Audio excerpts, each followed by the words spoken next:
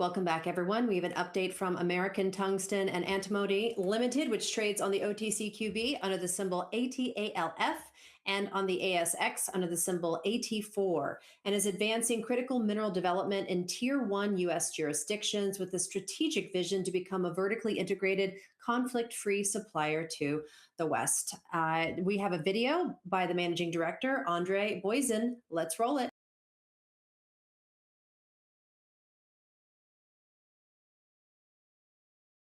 Good day. My name is Andre Booyzen. I'm the Managing Director of American Tungsten and Antimony. We're a ASX-based resource company and soon to be a NASDAQ-listed resource company. All our projects are in the USA, and we focus on critical minerals, specifically antimony and tungsten. And we've got a great team. We think we've probably got the best critical minerals team in the US and if not the West. We are developing our assets at the moment to mine, process and refine antimony and tungsten for sale within the US. And our aim is to create a sovereign supply of antimony and tungsten for the US and to reduce their dependence on foreign suppliers for these critical minerals. Thank you. Good morning. My name is Andre Booyzen. I'm the Managing Director of American Tungsten and Antimony. We're a ASX listed company and soon to be a NASDAQ listed company. Today I'm just going to give you a brief outline of our company, American Tungsten and Antimony. We are focused on antimony and tungsten. Our flagship project is the Antimony Canyon project in southern Utah. We're developing a hub and spoke tungsten strategy, which I'll speak about in a minute. And we have a very experienced management team in critical minerals. We have strong government support from local through to state through to federal levels as well. And we're advancing a vertically integrated strategy, which means you're going to mine, process, refine, and sell our products on US soil. Just a corporate snapshot. Our leadership team, obviously myself, Vihan and Christopher Gregory have been together for many years, worked together for many years, and we've probably got about 50 years of collective experience in mining, critical mining and exploring for critical minerals in the West. We're also in a good cash position to execute on our short and medium-term strategy for the rest of this year. Just a bit about antimony. The US is now operating antimony mines and they import 100% of their antimony. Obviously, their reliance on foreign suppliers is critical for them and is seen as a national security risk. At the moment, China produces about 71% of the world's antimony, and the majority of the rest is also in countries that are considered non-friendly to the US and to the West. And our aim is to dismantle that and dismantle the dependence on the US foreign suppliers. Tungsten in a very similar position. China produces about 83% of the world's tungsten at the moment, even though they only have 52% of the world's reserves. And this is reflected really in the price of tungsten, which has gone up significantly in the last six to 12 months. At the moment, it's sitting at over $250,000 a ton of tungsten. So really in demand and in short supply. Uses of tungsten, there's many industrial uses, but just in terms of defense, which is very appropriate at the moment. Things like armor-piercing munitions, missiles and rockets, body armor, vehicle armor, radiation shielding, etc. So again, our mining, our development of our mines is going to try and dismantle this reliance on specifically the East.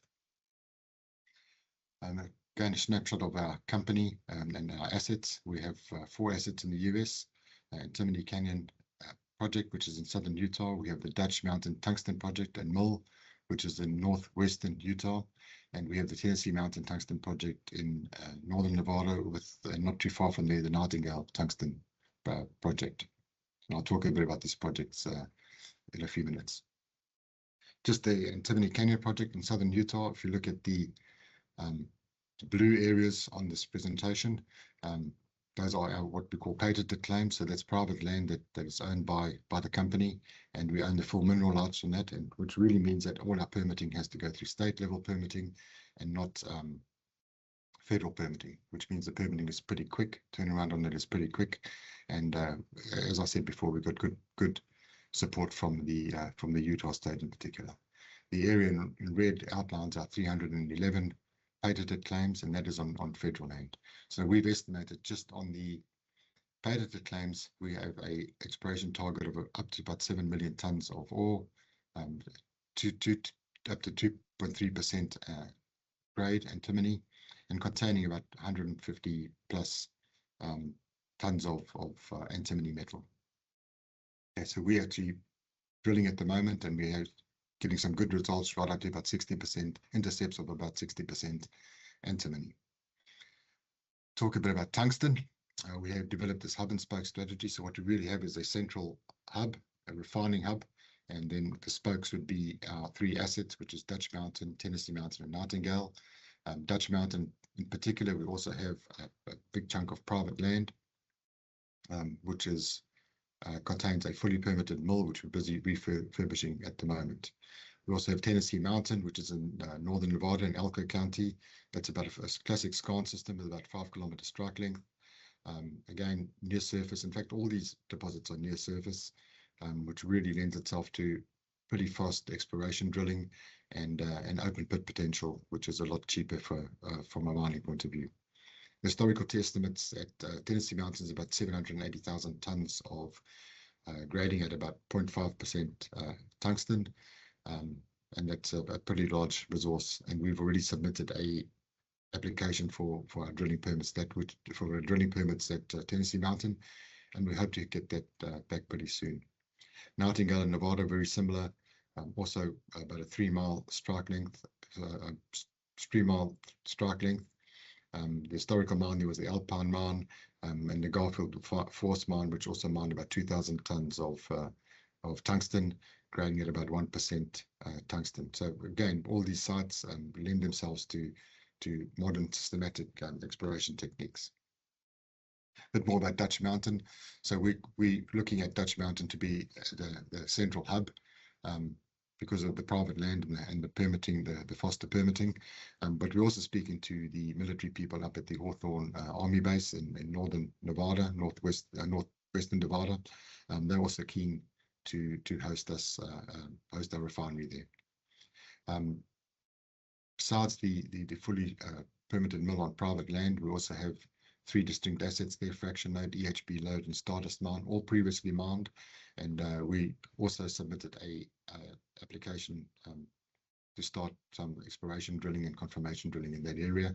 And we hope to have the mill refurbished by the end of the year, and by early next year start doing some initial processing, pilot processing at that site. Just in terms of our timelines, 2026 at Antimony Canyon, again, exploration drilling, pilot mining, and processing.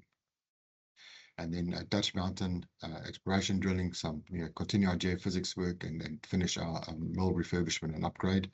At Tennessee Mountain, obviously, we're going to be focusing on exploration drilling for the most of 2026. 2027 at Antimony Canyon, again, infill drilling, plant commissioning, and creating a mineral resource estimate and pre-feasibility study.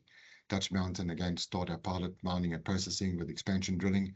And at Tennessee Mountain, obviously continue our exploration. We want to start some initial processing probably later during next year. And then we're also targeting a mineral resource estimate and pre-feasibility study. So why American Tungsten and Antimony? Well, we have a critical minerals focus. We purely focused on antimony and tungsten, where our expertise lies.